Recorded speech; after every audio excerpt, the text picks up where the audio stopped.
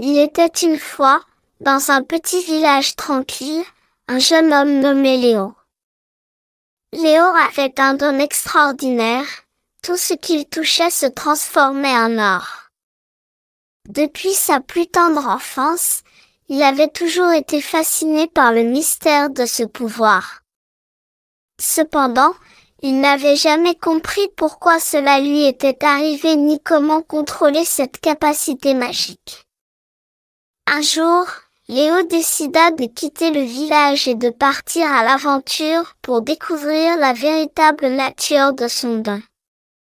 Il traversa des forêts épaisses, escalada des montagnes imposantes et traversa des rivières tumultueuses.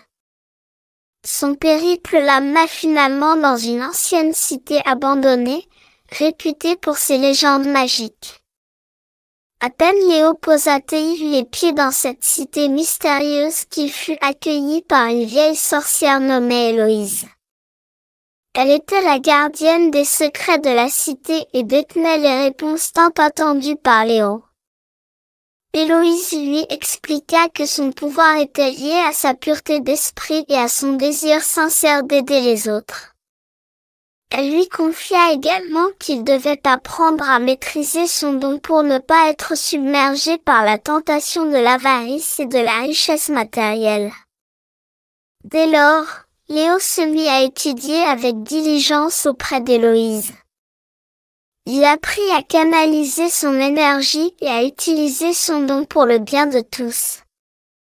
Il commença à transformer des objets en or, puis à partager ses richesses avec les plus démunis du village.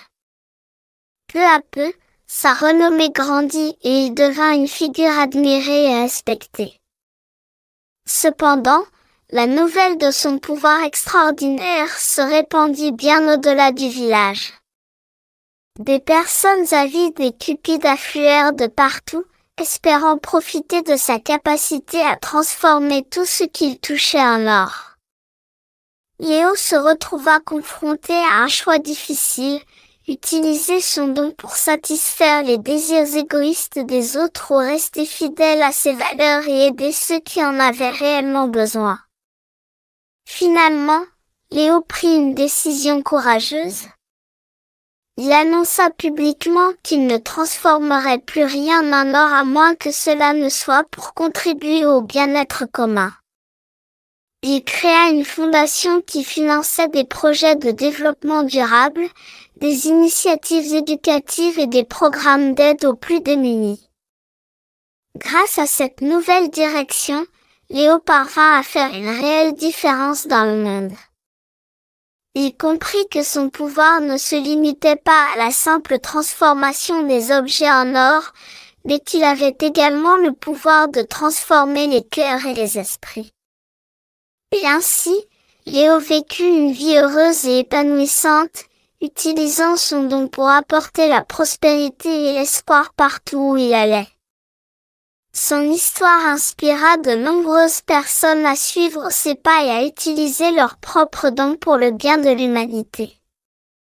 Et c'est ainsi que, pendant cette minute précieuse, le monde fut témoin de la transformation extraordinaire de Léo, où tout ce qu'il touchait se transformait en or, non pas sous forme de richesse matérielle, mais sous forme de bienveillance et d'amour désintéressé.